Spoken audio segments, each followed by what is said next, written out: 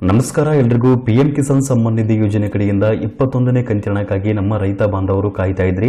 ಇಂದು ಅಥವಾ ಇವತ್ತು ಪಿಎಂ ಕಿಸಾನ್ ಸಮ್ಮಾನ್ ನಿಧಿ ಯೋಜನೆ ಕಡೆಯಿಂದ 21ನೇ ಕಂತಿನವನ್ನು ಬಿಡುಗಡೆ ಮಾಡಲು ಪ್ರಾರಂಭ ಮಾಡ್ತಾ ಇದ್ದಾರೆ. ಈ ಒಂದು ಸಮಯಕ್ಕೆ ರೈತರು ತಮ್ಮ ಒಂದು ಬ್ಯಾಂಕ್ ಖಾತೆಗೆ ನೇರವಾಗಿ ಡಿಬಿಟಿ ಮೂಲಕ 21ನೇ ಕಂತಿನ 2,000 ರೂಪಾಯಿನ ಕೂಡ ಪಡೆಯಬಹುದಾಗಿರುತ್ತೆ. ಹಾಗಾದ್ರೆ ಯಾವ ಒಂದು ಸಮಯಕ್ಕೆ ರೈತರ ಬ್ಯಾಂಕ್ ಖಾತೆಗೆ ಹಣ ಜಮಾಗಲು ಶುರುವಾಗುತ್ತೆ ಅಂತ ಇವತ್ತಿನ ವಿಡಿಯೋದಲ್ಲಿ ನಿಮಗೆ ಮಾಹಿತಿನ ತಿಳಿಸಿಕೊಡ್ತಾ ಇದ್ದೀನಿ. ಸೊ ಅದಕ್ಕಿಂತ ಮುಂಚೆ ತಮ್ಮಲ್ಲಿ ಒಂದು ಸಣ್ಣ ರಿಕ್ವೆಸ್ಟ್, ತಾವಿನ್ನವರೆಗೂ ನಮ್ಮ ಒಂದು ಚಾನಲ್ನ ಸಬ್ಸ್ಕ್ರೈಬ್ ಮಾಡಿಲ್ಲ ಅಂತಂದ್ರೆ ದಯವಿಟ್ಟು ನಮ್ಮ ಒಂದು ಚಾನಲ್ನ ಸಬ್ಸ್ಕ್ರೈಬ್ ಮಾಡಿ ಹಾಗೂ ಪಕ್ಕದಲ್ಲಿರುವಂತಹ ಬೆಲ್ ಐಕನ್ ಅನ್ನು ಕ್ಲಿಕ್ ಮಾಡಿ. ಜಿಎಸ್ಪಿ ಕ್ಲರ್ಕ್ ಚಾನಲ್ ಅನ್ನು ಸಬ್ಸ್ಕ್ರೈಬ್ ಮಾಡೋದ್ರಿಂದ ರೈತರಿಗೆ ಉಪಯುಕ್ತ ಆಗುವಂತಹ ಮಾಹಿತಿಗಳು ಜೊತೆಗೆ ಕೇಂದ್ರ ಸರ್ಕಾರದ ಕಡೆಯಿಂದ ಮತ್ತು ರಾಜ್ಯ ಸರ್ಕಾರದ ಕಡೆಯಿಂದ ಸಿಗುವಂತಹ ಯೋಜನೆಗಳ ಮಾಹಿತಿಗಳನ್ನ ಕೂಡ ನಮ್ಮ ಒಂದು ಚಾನಲ್ ಇಂದ ನೀವು ಪಡೆಯಬಹುದಾಗಿರುತ್ತೆ. ಸೊ ಅದರಿಂದಾಗಿ ದಯವಿಟ್ಟು ನಮ್ಮ ಒಂದು ಚಾನಲ್ನ ಸಬ್ಸ್ಕ್ರೈಬ್ ಮಾಡ್ಕೊಳ್ಳೋದು ಮಾತ್ರ ಮರಿಬೇಡಿ. ಇಂದು ಪಿಎಂ ಕಿಸಾನ್ ಸಮ್ಮಾನ್ ನಿಧಿ ಯೋಜನೆ ಕಡೆಯಿಂದ 21ನೇ ಕಂತಿನ 2,000 ರೂಪಾಯಿ ರೈತರ ಬ್ಯಾಂಕ್ ಖಾತೆಗೆ ಜಮಾಗಲು ಶುರುವಾಗುವಂತದ್ದು. ರೈತರು ತಮ್ಮ ಒಂದು ಖಾತೆಗೆ ನೇರವಾಗಿ ಡಿಬಿಟಿ ಮೂಲಕ 2,000 ರೂಪಾಯಿ ಹಣವನ್ನು ಕೂಡ ಪಡೆಯಬಹುದಾಗಿರುತ್ತೆ. ನಮ್ಮ ಪ್ರಧಾನಮಂತ್ರಿಗಳಾಗಿರುವಂತಹ ಸನ್ಮಾನ್ಯ ಶ್ರೀ ನರೇಂದ್ರ ಮೋದಿಜಿ ಅವರು 9 ಕೋಟಿ ರೈತ ಬಾಂಧವರ ಬ್ಯಾಂಕ್ ಖಾತೆಗೆ ಒಟ್ಟಿಗೆ ಹಣವನ್ನು ಬಿಡುಗಡೆ ಮಾಡ್ತಾರೆ. ಅದು ಪಿಎಂ ಕಿಸಾನ್ ಸಮ್ಮಾನ್ ನಿಧಿ ಯೋಜನೆಯ 21ನೇ ಕಂತಿನ.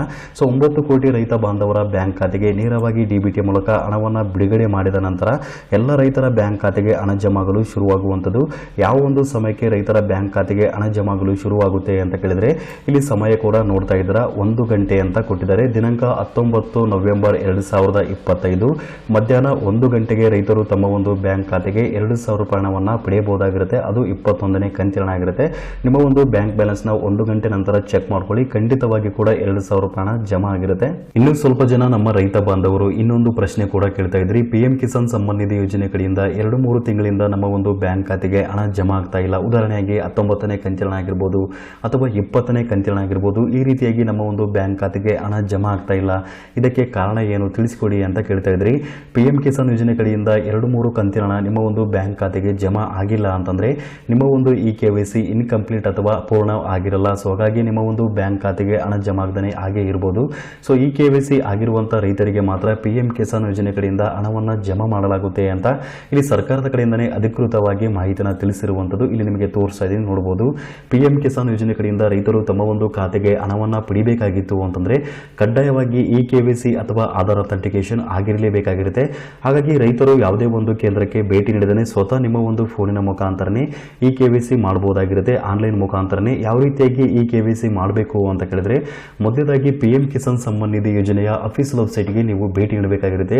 ಈ ಒಂದು ವೆಬ್ಸೈಟ್ ಲಿಂಕ್ ನಾನು ಈ ಒಂದು ವಿಡಿಯೋ ಕೆಳಗಡೆ ಇರುವಂತಹ ಡಿಸ್ಕ್ರಿಪ್ಷನ್ ಬಾಕ್ಸ್ ಅಲ್ಲಿ ಕೊಟ್ಟಿರ್ತೀನಿ.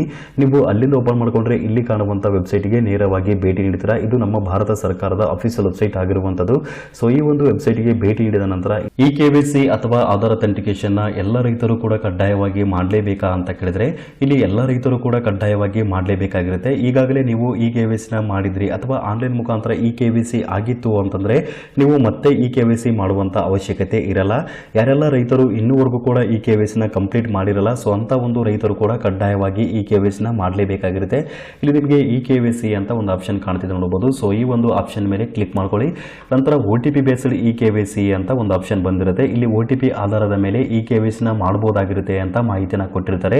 ಇಲ್ಲಿ OTP ಬೇಸ್ಡ್ KYC ನ ಮಾಡಬೇಕಾಗಿತ್ತು ಅಂತಂದ್ರೆ ನಿಮ್ಮ ಒಂದು ಆಧಾರ್ ಕಾರ್ಡ್ಗೆ ಕಡ್ಡಾಯವಾಗಿ ಮೊಬೈಲ್ ನಂಬರ್ ಲಿಂಕ್ ಆಗಿರಬೇಕಾಗಿರುತ್ತೆ. ಲಿಂಕ್ ಆಗಿತ್ತು ಅಂತಂದ್ರೆ ಮಾತ್ರ ಈ ಒಂದು ಪ್ರಕ್ರಿಯೆನ ಮುಂದುವರಿಸಲು ಸಾಧ್ಯ ಆಗುವಂತದ್ದು.